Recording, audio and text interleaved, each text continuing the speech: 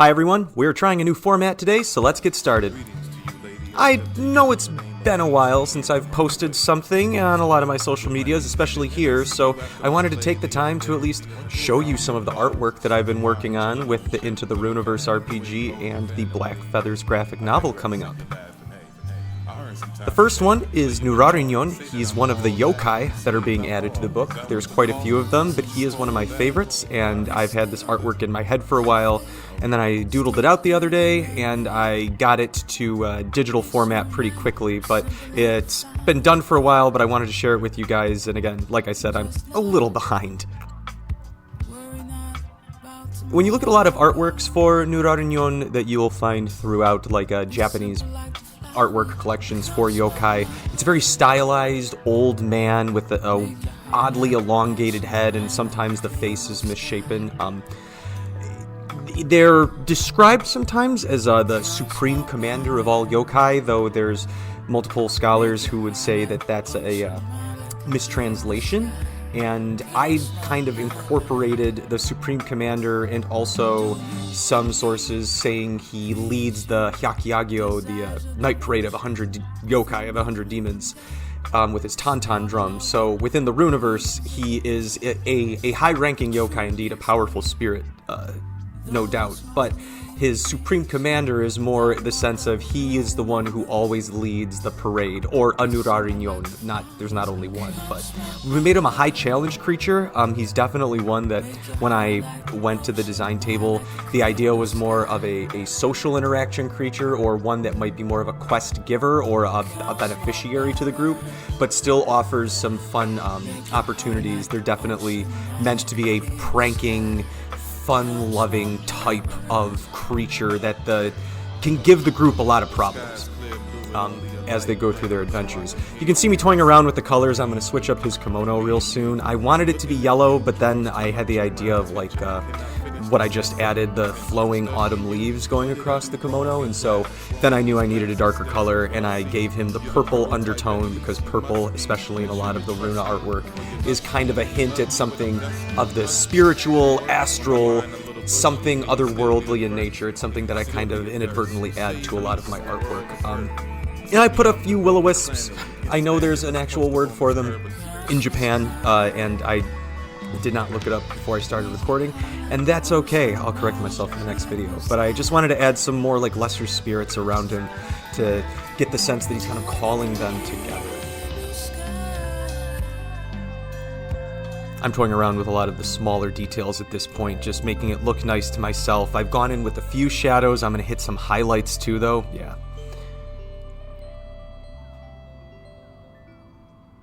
Gotta make sure they can see the tauntaun. And then a little bit of a light hit for all of the little spirits in there too was just something to give them that otherworldly, there's a light source in the middle of them. And the all-important bald sheen. We can never forget that.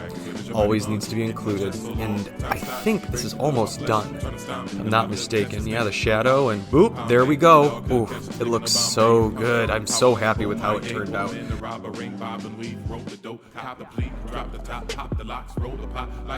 And the next creature, shifting real quick, is, I named it the Marabecca, which is an Italian spirit, which harkens creatures, especially children, towards wells and bodies of water, and then it pulls them down into the well or the hole, and they will drown or die, seeing what was calling out to them. In the Runa game, I have combined it with another moniker for the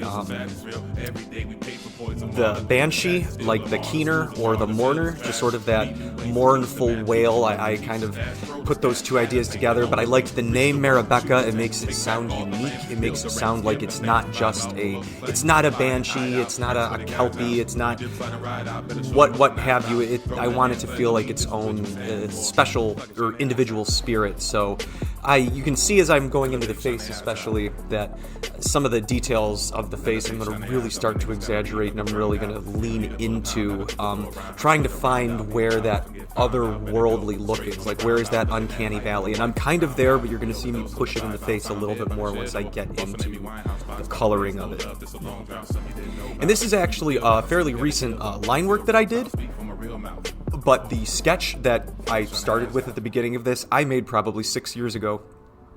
And this is going to be one of the creatures that's heavily used in the Runiverse tabletop RPG individual system, and it will be offered as a creature in the bestiary, just as sort of like an alternate to the Banshee. We might put it in House Spirits, though I highly doubt that, because it's not one of those. And you're going to see me trying to find like those muted tones, because I wanted it to feel like it's kind of connected to the earth, not necessarily to death per se, but this earthiness, it's part of the very ground itself, which is where it pulls you down into the darkness of the well. And then eventually, once we go into like a darker background, you're going to see me playing around with the color, kind of the effect coming out of its mouth, of that like otherworldly groan that it emits. But right now I'm playing around with the shadows of the hair, adding in all of those fine details, making it look nice. I'm going to start dipping into some clothing textures and designs. I think I drop a little vine here in on the dress in a little bit. But yeah, you can see me just dipping in here, putting in shadows. I'm a big fan of cell shading. And then I wanted to think of what is the color that you would turn if you're just crying nonstop. So I just thought of somebody whose face is so bloodshot because they've been crying nonstop that they've turned purple in the face. And so I'm really happy with the tone that came out for the that kind of face blush. And when it gets to the final shot right at the end, it's going to pop a little bit more than in this time-lapse recreation that we're seeing right now.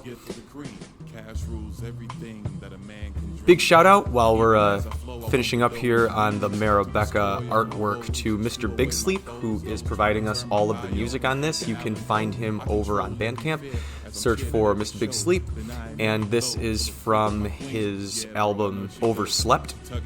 And I've been putting the names of the tracks at the bottom of the screen as well as it plays.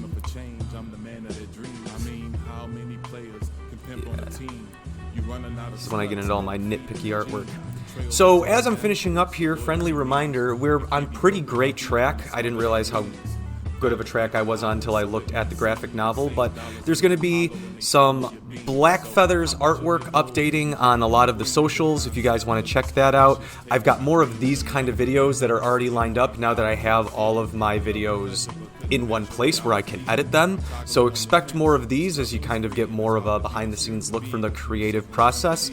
And I'm excited to share some more stuff as the other creatives continue to share their creations with me. Ah, yes, the tears. Oh, this made it for me. When I added those, I knew that this is what I wanted. Add some puddles around it, but I wanted it to feel cartoony in a way, but in an almost dangerous sense. And I'm going to add some final details, especially in the eyes in a second. You'll see it's going to look... it's going to be what I think is maybe the final push into that uncanny valley before I add the weird mouth energy coming out. But as I am circling around the bend here, finishing up, putting those details in, just thinking about ways that the Marabecca could be implemented. Always, putting children in danger. A spirit that preys on children will get most anybody's attention who are playing heroes. So it's always a good jumping off point if you immediately put inarguable innocence in danger, which is what this creature does. There's the eyes. Oh, see, I love that. It looks like milky, almost dead. But just something that uses sadness and that feeling of morose to like as a weapon. That just seemed like such a great monster for me. Yeah. Oh, there's the final product. Yes, there's that weird mouth energy I was talking about. Cool. Well, hey, that's it. I would like to thank you guys so much for joining me on this video. We've had the Nurarinhyon and the Marabecca, and this is all of the information to follow me across all forms of social media. Once more, thank you to Mr. Big Sleep for the music. My name is Rook. Thank you guys, and hey, keep on questing. Bravest guy, full of woes, funky G's, band of bros. This good life ain't righteous though. Roll me up without the drove, pass me to the left and bell. I made this hell with lots of snow, the only fortune I can show.